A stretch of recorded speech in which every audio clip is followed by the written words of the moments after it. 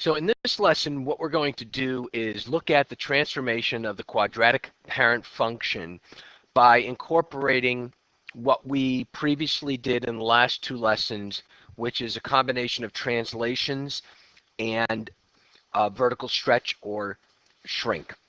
So we're going to take the function g of x and we're going to convert it into completed the square form.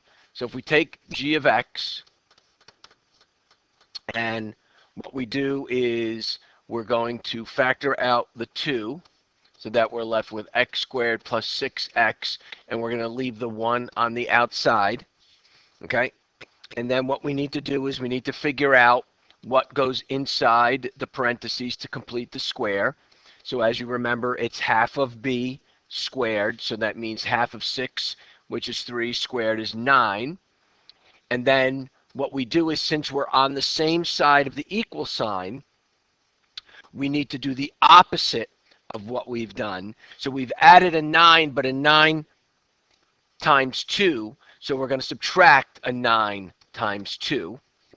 So then that gives us, in completing the square form, 2 times x plus 3 squared minus 17. What's the benefit of that? It gives us the vertex of -3, -17. Remember, it's the sign opposite inside that parentheses. Okay. Now, look at the completed the square form. What is the parent function? So, the parent function, which is what is important to understand, which is the parent function means the base case. The parent function is f of x equals x squared, since it is a quadratic function.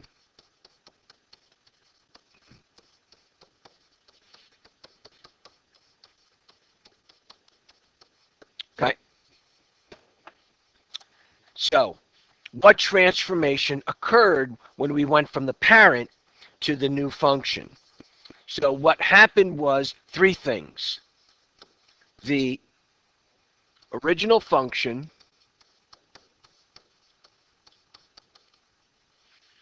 was translated 3 units left. That's step 1. It was stretched vertically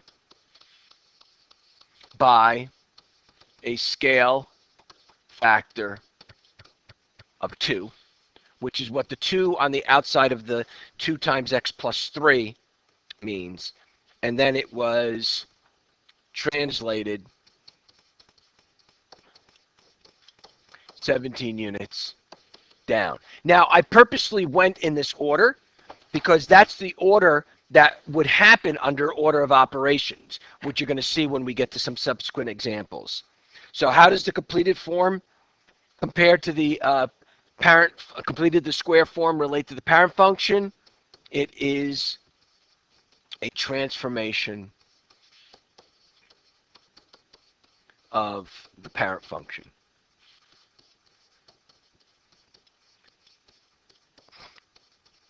Now, obviously, and what we will, or you will use, is your calculator to see a lot of these before and after. All right, so we have a parent function that is quadratic. And what we're going to do is we're going to translate it 3 units to the right. So that tells us that it's going to be x minus 3 squared, which gives us our x value of the vertex. We're going to vertically stretch it by a factor of 4, so that 4 is outside the parentheses, and we're going to go up 2 units. Okay? That's all that you would need to do. And then you, again, can put that into your calculator to see how that works. All right, so now we want to go the other way. We want to figure out our before and after. The first one is very simple. So first thing we're going to do is we're going to sketch the parent function. Okay, so 1, 1, 2, 4. Okay, -2, 4. And if you wanted to go up to 3 and 9, that's fine. Not necessary. but something you can do. All right, and so we're going to label that f of x. Now, here's what is happening. If you look at g of x is telling us to do what? It's telling us to shift or move 3 units to the right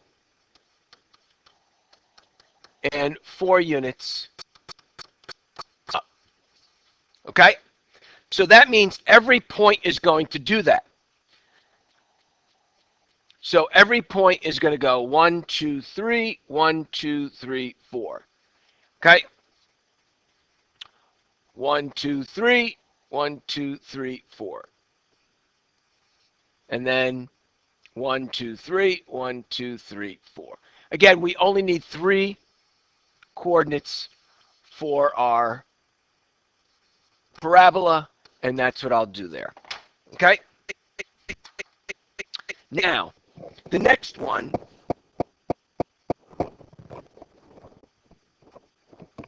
is a little bit more involved. Okay? So what's going to happen with the next one is the following. It's telling us to go to h of x. And you're going to do it in this order. You're going to move 5 units left. You're going to stretch vertically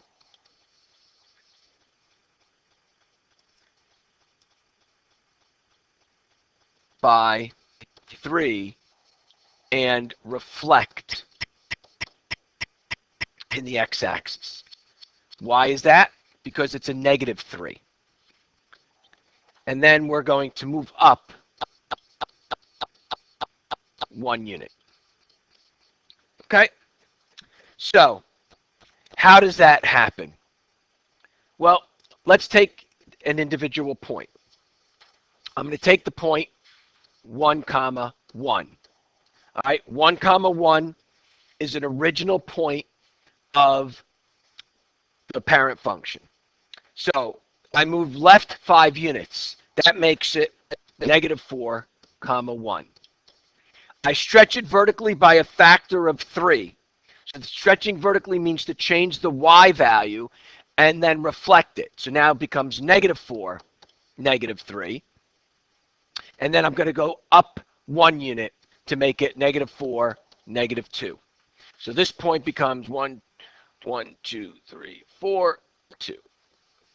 Then I'm going to do the same thing for the vertex, and you'll see why I'm picking the vertex. So it becomes negative 5, 0.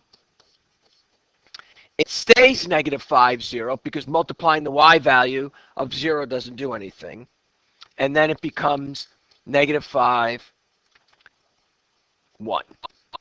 So here's my new vertex. And then since I know the vertex, I know its matching point for the other guy is somewhere over there. And there is my h of x. Okay? Hopefully I'll get this in before my power goes out. All right. So now I want to write again my formula here. So my formula is telling me that I have a shift 3 units to the right. So that makes it x minus 3 squared.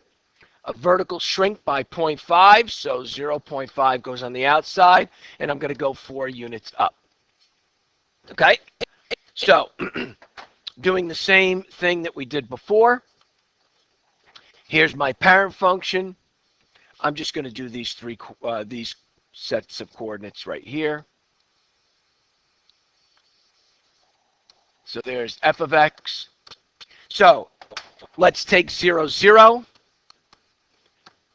I went 3 units to the right. I did a shrink of 0.5. That doesn't change the y value since it's 0. And then I went up 4. So my new vertex is 3, 4. Then I'm going to find what 1, 1 turns into. 3 units right, a shrink of 0.5, and I'm sorry, this should be a negative 0.5 because it was across the x-axis. Apologize for that. And if you were yelling at the screen, you were correct. So this becomes 4, negative 0.5. And then I'm going to go up by 4 units, so it becomes 4, 3.5. So now that I see my second coordinate is going to be 4, 1, 2, 3, 4, and 3.5. So somewhere right about there, so that I see its matching point is right about there. And now I have my g of x. Okay. And then finally, let's put this into vertex form. So I'm going to factor out my 2 to be x squared plus 2x. And I'm going to put the 1 on the outside. So what do I need to complete the square? I take 2x squared plus 2x plus 1. And then on the outside, it's going to be minus 2 times 1. So that I'm left with g of x is equal to 2x plus 1 squared minus 1. So what did we do here? We shifted 1 to the left, vertical stretch, not vertically, but vertical,